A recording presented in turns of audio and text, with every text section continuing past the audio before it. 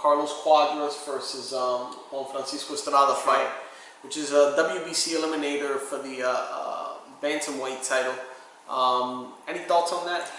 Basically, the way I see this fight, I think that Cuadras have beautiful footwork, which I think it's going to take a while for Estrada to get to him and to figure him out. If you ever saw the Cuadras Chocolatico, I saw that he did great on the footwork. But I think that Estrada is overall a better boxer. He's more rangier, and I think that Estrada is going to probably get the decision. It's going to be also, Estrada is the most famous of them both. They both from Mexico, but I believe that Estrada is more known overall and more famous because he had that battle also with Chocolatico, which he lost a close decision. But in my opinion, it's gonna be exciting. It's gonna be great, and this is what makes this card overall great because you got the best guys in this division. You got bantamweight, yeah. You got Chocolatico, you got Inoue, and you got Estrada and Cuadras, both of them. And whoever wins from this card is gonna fight the main event, the winner of Chocolatico's versus Ron Anvisai.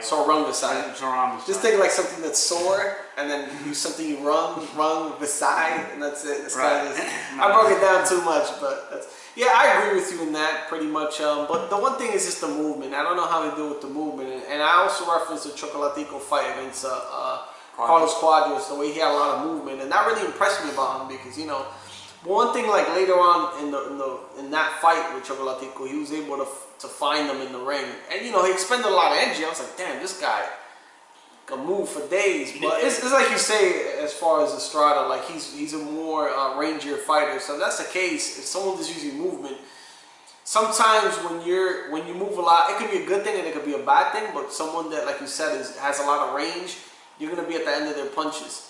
So sometimes moving too much can work against you. So in a case like that, it's possible, like you said, that he's moving and he's at the end of his punches, he'll feel like, damn, I gotta find like a middle range or close range to neutralize this attack, or work angles probably, instead of if you don't have the legs to get around them. But I see it the same way. I mean, looking at Estrada's record, he has 35 wins. Of those 35 wins, 25 are KOs, 2 losses, no knockouts, and his losses obviously are to Gonzalez and obviously to Sanchez, which I don't recall seeing the Juan Carlos Sanchez fight, but the Chocolatico fight obviously was a decision.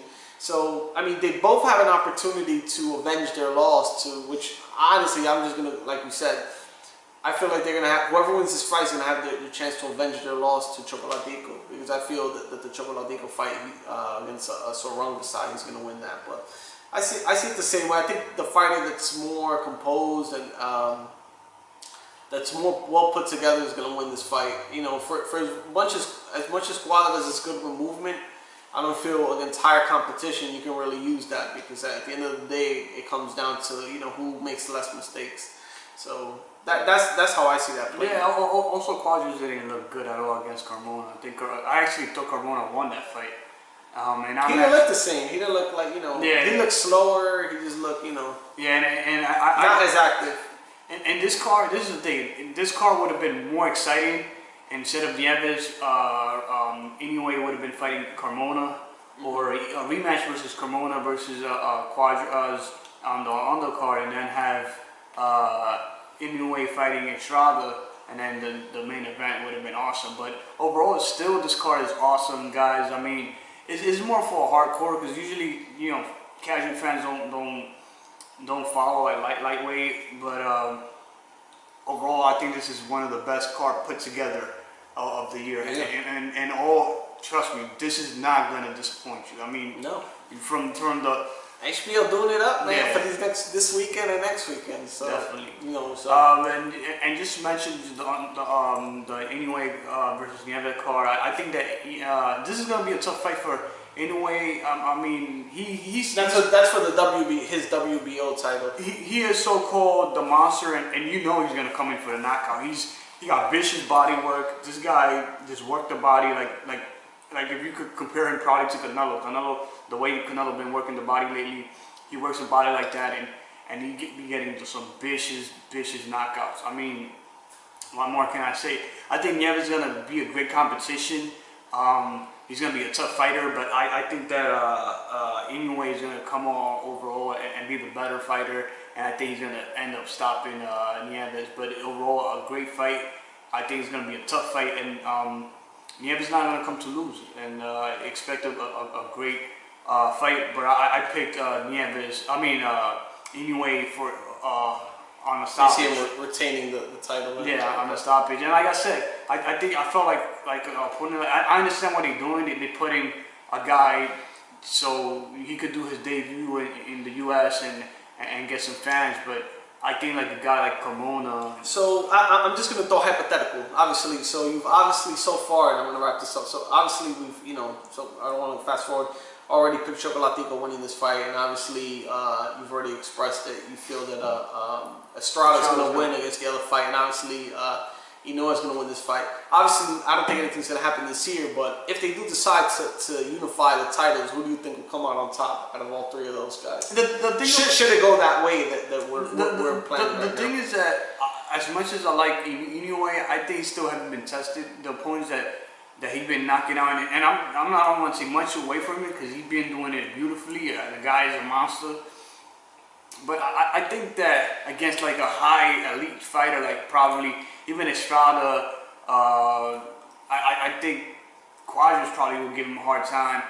And even Chocolatico, I think those guys are going to give him more of a hard time. If he's not able to knock him out, I think it's going to be a tough fight. I don't see nobody knocking him out, so it'll go up for grabs, and those are going to be tough, competitive fights. I think overall, I like Chocolatico's style, but the thing is that something about him it looks like the weight issue. Yeah, he's the smaller guy in the division, and he's taking punches from bigger guys.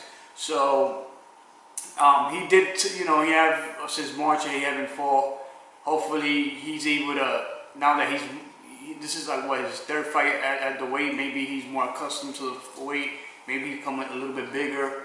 So, which is I really doubt it. He's already 30 years old, but hopefully he's more used to the weight and he's able to take better the punches and hang in there. If he's able to do that, and even his stamina, like I felt he faded against Cuadras and he faded against Ramban even on the fight. So. If his stamina get a little bit better, I'll edge it to Chocolatico, but honestly, it's up for grabs. This is gonna go either way. This is what makes the Super Fly event like hardcore. It make it awesome. Like I'm really into watching this tomorrow. I mean, it's gonna be action packed. That's for sure. They won't disappoint. All right.